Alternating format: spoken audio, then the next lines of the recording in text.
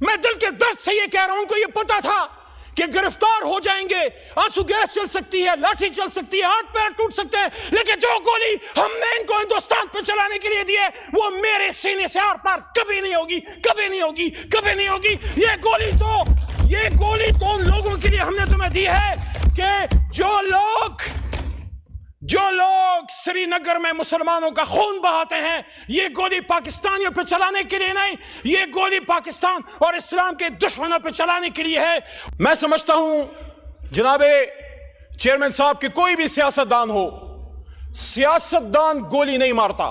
Selected کی بات ہوئی، ہمیں سلیکٹڈ بھی کہا گیا، پتہ نہیں کیا کیا کہا گیا، شکر ہے قاتل تو نہیں کہا گیا، قاتل تو نہیں ہے، ہمارے ہاتھوں میں کسی کا خون نہیں ہے، شکر الحمدللہ۔ دل سے سن لیں، میں دل سے ہی بات کرتا ہوں، کہتا ہوں وہی بات، سمجھتا ہوں جسے حق۔ میں زہر حلاحل کو کبھی کہہ نہ سکا قند، اپنے بھی خفا مجھ سے ہیں، بیگانے بھی نہ خوش، کہتا ہوں وہی بات، سمجھتا ہوں جسے حق۔ اور یہ کبھی آپ خان صاحب سے پوچھئے گا کہ خان صاحب کے نزدیک جا کے ان کو سچی بات کون کرتا ہے۔ دیکھیے جناب چیئرمین صاحب، آج جب یہاں ہم گفت و شنید کی بات کر رہے ہیں تو آج سے 1450 سال پہلے قرآن میں یہ ہمیں اللہ کہہ چکے ہیں اپنے حبیب صلی اللہ علیہ وسلم کے ذریعے کہ وَأَمْرُهُمْ شُورَى بَيْنَهُمْ، کہ جب آپ کے بیچ میں کوئی مسئلہ ہوتا ہے تو آپ شورا کیجئے۔ لیکن ہم وہ بدقسمت، معاذ اللہ وہ بدقسمت قوم ہے، افسوس سے میں کہنا چاہ رہا ہوں کہ آدھا ملک گوا کے اپنے بچوں کا خون اس سے پشاور کی پاک دھرتی کو رنگین کروا کے ہم نے آج تک ہوش کے ناخن نہیں لیے۔ یہ ایسا ملک ہے جس میں ایک وزیر اعظم پھانسی چڑھ گیا، دوسری کا گوشت ہوا میں اس کا خون لہرا گیا، ایک آزادی کے اگلے سال شہید کر دیا گیا، اور ایک گولیاں کھا کے 500 دنوں سے جیل میں پڑا ہوا ہے، کھڑا ہے، مضبوط کھڑا ہے، لیکن ہم نے ہوش کے ناخن نہ لیے۔ میں سمجھتا ہوں جناب چیئرمین صاحب کہ کوئی بھی سیاستدان ہو، سیاستدان گولی نہیں مارتا، سیاستدان بات کرتا ہے۔ سیاستدان کی خوبی یہ ہے کہ وہ بغیر لڑے آپ کو ملک دے دیتا ہے۔ وہ پیچھے تصویر لگی ہے، گھوڑے پہ بیٹھ کے ہاتھ میں بندوق تھامے پاکستان آزاد نہیں ہوا تھا۔ پاکستان ایک پولیٹیکل ورکر نے قلم کی طاقت سے ایک بیرسٹر لنکن زن کے اس نے ہمیں حاصل کر کے دیا تھا۔ افسوس اس کی صرف تصویر پیچھے لگانے کے لیے ہم نے رکھ چھوڑی ہے اور مال پانی بنانے کے لیے رکھ چھوڑی ہے۔ کہتے ہیں قائد اعظم دو تو کام ہوگا، شرم نہیں آتے ہمیں؟ یہاں بڑی بڑی پولیٹیکل لیگیسیز ہیں اور سب کا مجھے احترام ہے، کیونکہ ایسے نہیں بنتی، قربانیوں سے بنتی ہے۔ غفار خان بابا کی بھی لیگیسی ہے، آج جو ان کے پوتے نواسے کر رہے ہیں اس سے میرا کوئی کام نہیں ہے، لیکن میں عزت تکریم دیتا ہوں غفار خان بابا کو بھی، ولی خان صاحب کو بھی۔ بھٹو صاحب کی بھی لیگیسی ہے، مسلم لیگ کی بھی لیگیسی ہے۔ لیکن میرے بھائیوں، مجھے آپ یہ تو بتائیے، یہ جو اس وقت ڈی چوک میں شہید ہوئے پڑے تھے، ان کو کیا ہندوستان میں آ کے مارا ہے؟ آرمی پبلک سکول کا سانحہ کل کی تاریخ میں ہوا تھا۔ 16 دسمبر پاکستان کی تاریخ کا سیاہ ترین دن ہے۔ 1971 میں اسٹیبلشمنٹ سیاستدانوں کو دوش دیتی ہے، سیاستدان اسٹیبلشمنٹ کو دوش دیتے ہیں۔ اتنی بڑا پاکی داما کی حکایت، دامن کو ذرا دیکھ، ذرا بند قبا دیکھ۔ کوئی کہتا ہے جنرل یحییٰ نے فوج کشی کی، کوئی کہتا ہے تم نے ادھر ہم ادھر تم کا نعرہ لگایا، کوئی کہتا ہے ہائبرڈ رجیم ہے۔ یہ ہائبرڈ رجیم کیا 2017 سے آئی؟ 1986 میں جب محترمہ بے نظیر بھٹو شہید پاکستان اتری ایگزائل کے بعد، پاکستان کی تاریخ شاید ہے کہ یا وہ دن تھا یا 30 اکتوبر 2011 جب پورا لاہور نکل آیا تھا، یا پورا لاہور بے نظیر کے لیے نکلا ہے یا عمران خان کے لیے نکلا ہے۔ لیکن جب سن 86 میں، میرا سوال آج اس پارلیمنٹ سے یہ مقدمہ جمہوریت ہے، میں کسی نواز شریف زرداری یا عمران خان کی بات نہیں کر رہا، میں اس پارلیمنٹ کا، اس جمہوریت کا رونا رو رہا ہوں کہ آج ہمیں ہائبرڈ رجیم کی بات کی جاتی ہے، یہاں سلیکٹڈ کی بات ہوئی، ہمیں سلیکٹڈ بھی کہا گیا، پتہ نہیں کیا کیا کہا گیا، شکر ہے قاتل تو نہیں کہا گیا، قاتل تو نہیں ہے، ہمارے ہاتھوں میں کسی کا خون نہیں ہے، شکر الحمدللہ۔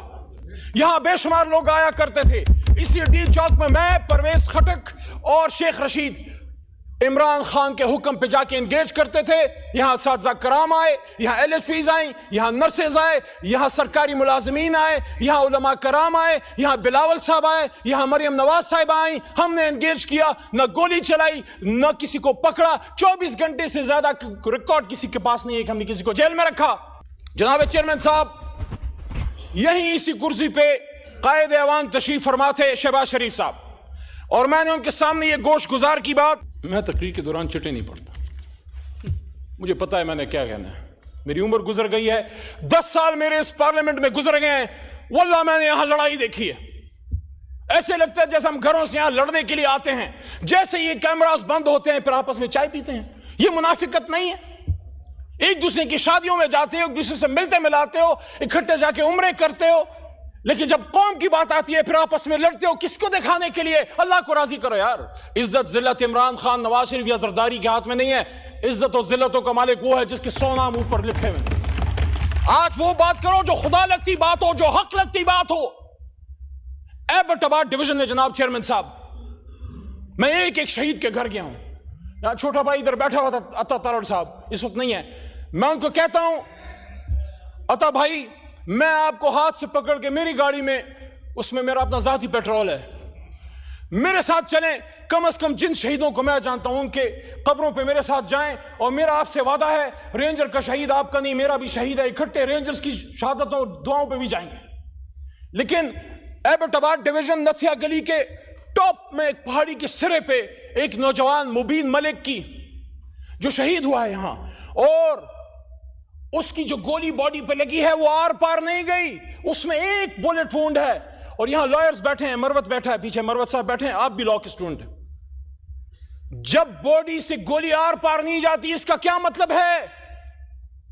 اس کا مطلب ہے کہ اٹس اے سنائپر شاٹ. اس کی چھوٹی بچی آیت نور, یقین کریں بہت خوبصورت فرشتے جیسی چھوٹی سی بچی اس کے باپ کے ہاتھ میں تھی, اور اس کی قبر پہ میں بیٹھا, اور اس کے باپ کی خالی آنکھیں کیونکہ اس کا بیٹا یہاں شل پمپ پہ مزدور تھا. کیا گناہ کیا تھا اس نے؟ وہ بھی تو کسی کا بلاول تھا, وہ بھی تو کسی کا قاسم یا سلیمان تھا یا حمزہ تھا. ایبٹ آباد کا عبد القادر, اس کا چھوٹا بیٹا حزب اللہ, رات کے اندھیرے میں جب آگ ہم نے جلائی, ان کے گھر میں بیٹھنے کی جگہ نہیں ہے.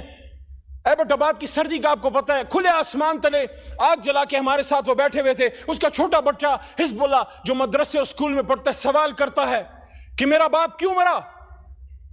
آرمی پبلک اسکول میں تو دہشت گرد آئے تھے, یہاں کون آیا تھا میرے بھائی؟ یہاں کون آیا تھا؟ پارلیمنٹ کے سامنے لا الہ الا اللہ محمد الرسول اللہ کے سامنے یہاں گولیاں چل رہی تھی, یہاں میں کہا جاتا ہے نہیں مارا تو کس نے مارا؟ Forget about this point that they were the workers of Pakistan Tehreek Insaf, they were Pakistanis, and according to the Constitution of Pakistan, Article 9. اور میں اپریشیٹ کرتا ہوں یہاں آج رانا ثناء اللہ نے, رانا صاحب نے اچھی بات کی ہے کہ دونوں طرف جو شہید ہوئے ہیں ان سب کے لیے انا للہ و انا الیہ راجعون پڑھنی چاہیے. میں پڑھ چکا ہوں, یہ دونوں طرف کے نہیں ہیں, یہ ایک طرف کے ہیں. کاش ہم سمجھ پائیں, حضور صلی اللہ علیہ وآلہ وسلم کی حدیث کا مفہوم ہے کہ وقت تم پہ ایسا آئے گا کہ مارنے والا بھی مسلمان اور مرنے والا بھی مسلمان. لیکن میرے بھائیوں, میرے پاکستانیوں, میرے چیئرمین صاحب, آپ خود ایک ایسے صوبے سے ہیں جو ہمیشہ مشکلات کا شکار رہی ہے, ایک ایسے شہر سے ہیں جہاں ہمیشہ خون کی ہولی کھیلی گئی ہے. مجھے جس چیز کا دکھ ہے بطور پاکستانی, آپ سب میرے بھائی ہیں, میرے کسی سے نفرت نہیں ہے. وہاں جس سیٹ پہ عطا تارڑ بیٹھے ہیں, وہاں میں نے جب 9 اپریل کی رات سپیچ کی تھی, آپ ادھر 170 بیٹھے ہوئے تھے. مجھ سے اکثر پوچھا جاتا ہے تمہیں ڈر نہیں لگ رہا تھا اس رات, تم اکیلے تھے اور یہ 170 تھے؟ میں نے کہا میں ان کو دشمن نہیں, صرف ایک سیاسی مخالف سمجھتا ہوں, مجھے ان سے کوئی ڈر نہیں تھا.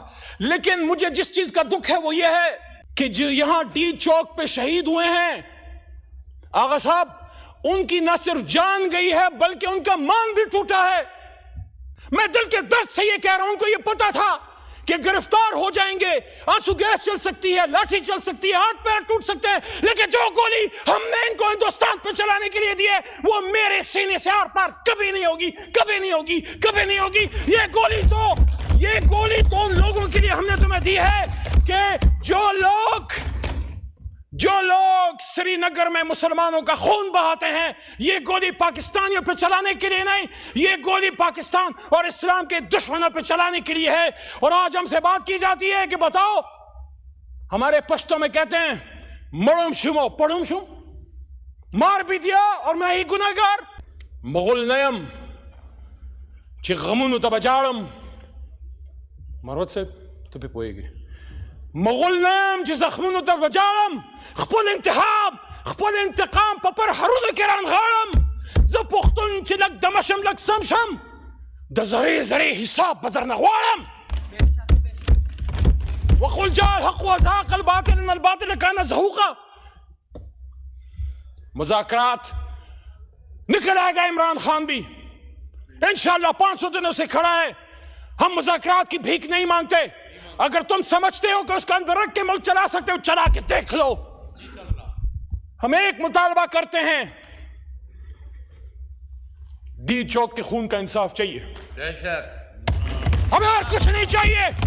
مجھے بھی ساتھ عمران خان کے اندر ڈال دو. 78 دنوں تک رہا ہوں میں. خواجہ صاحب نے کہا نا, میں اس بات سے ایگری کرتا ہوں. خواجہ آصف نے کہا کہ عزت سے جیل گزارنی چاہیے.